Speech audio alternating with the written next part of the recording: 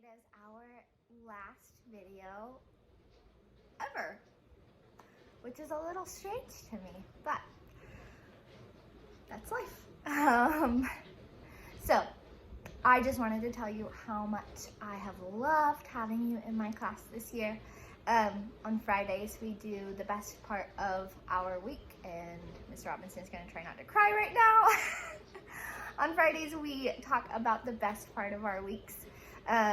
And every single week, you guys have been the best part of my week. So even in this virtual learning, you have still been the best part of my day and my week and my month and my year.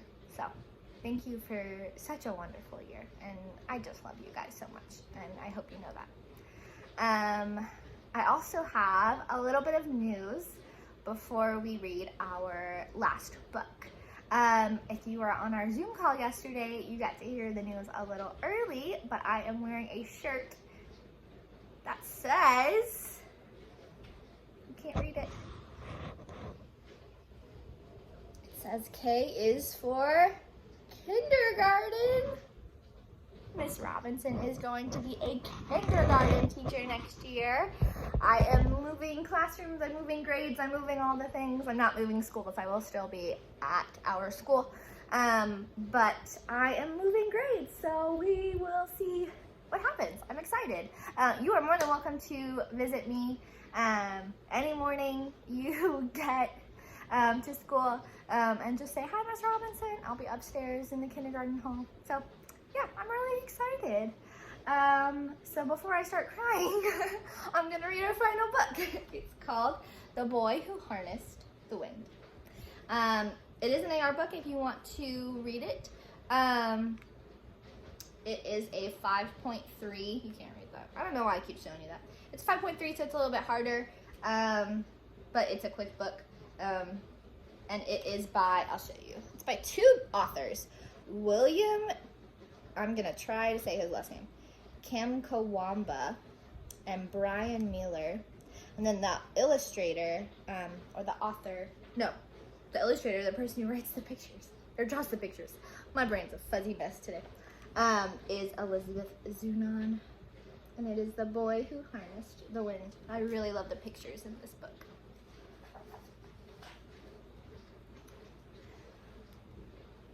All right. In a small village in Malawi, where people had no money for lights, nightfall came quickly and hurried poor farmers to bed. But for William, the darkness was best for dreaming.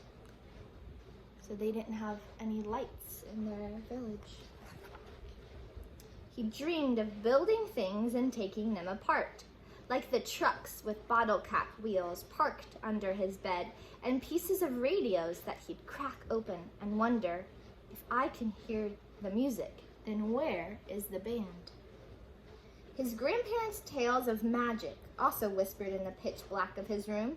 Witch planes passed through the window, while ghost dancers twirled around the room as if 100 men were inside their bodies.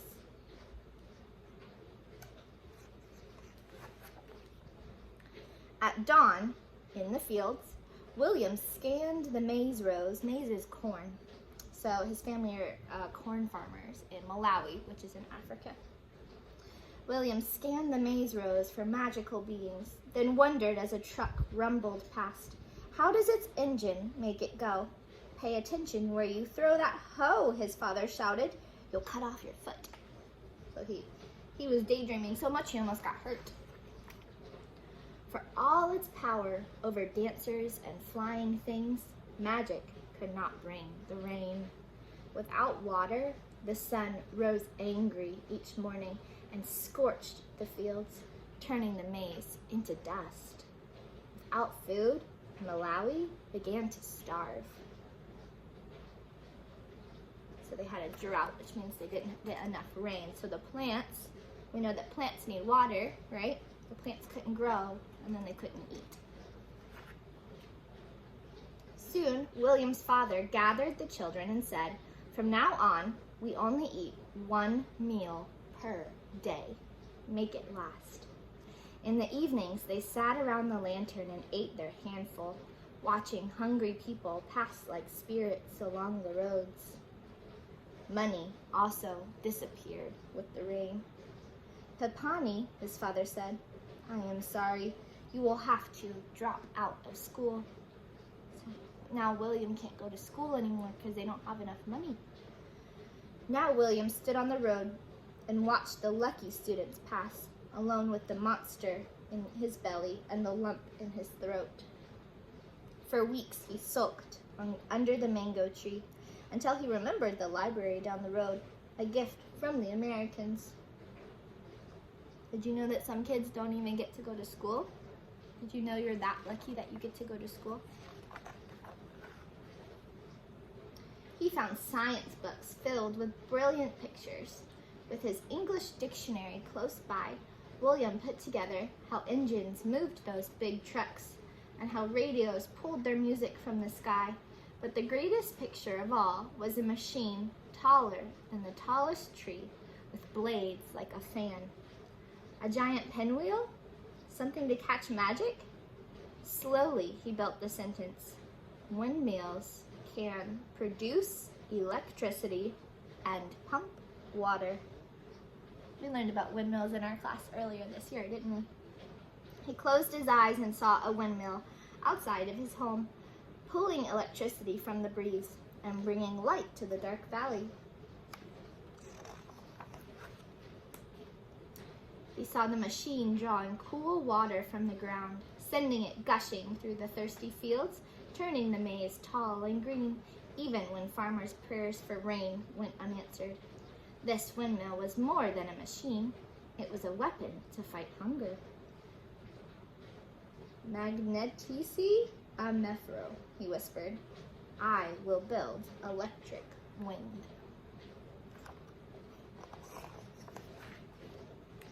In the junkyard, pieces appeared like rusted treasures in the tall grass. A tractor fan, some pipe, and bearings and bolts that required every muscle to remove. Tonga, he'd shout to the birds and spiders, holding up his prize. But as William dragged his metals home, people called out, this boy is Msala.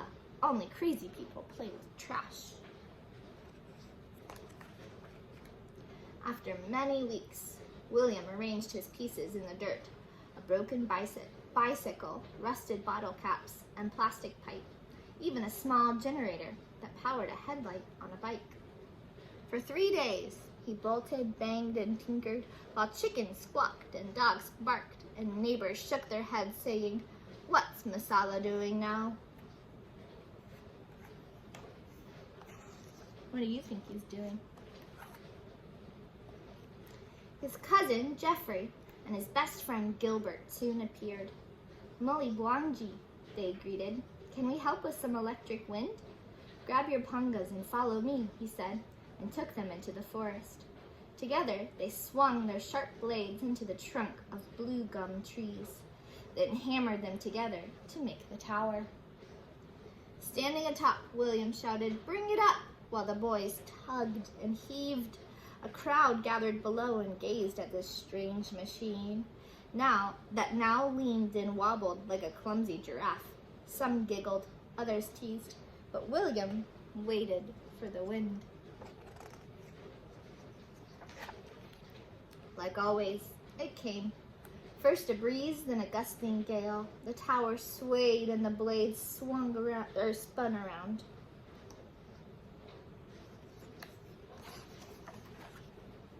With sore hands, once slowed by hunger and darkness, William connected wires to a small bulb, which flickered at first, then surged as bright as the sun.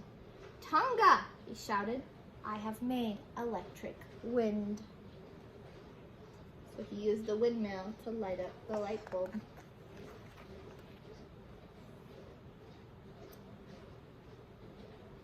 Wichitabuino, a man yelled. Well done. As the doubters clapped and cheered, William knew he had just begun. Light could not fill empty bellies, but another windmill could soak the dry ground, creating food where once there was none. Electric wind can feed my country, William thought. And that was the strongest magic of all. Look at all those windmills he built. And that is a true story. All right. Well, I hope you enjoyed our last book. I hope you enjoyed these videos. I hope they were helpful for you. They were absolutely helpful for me trying to stay sane in this crazy times.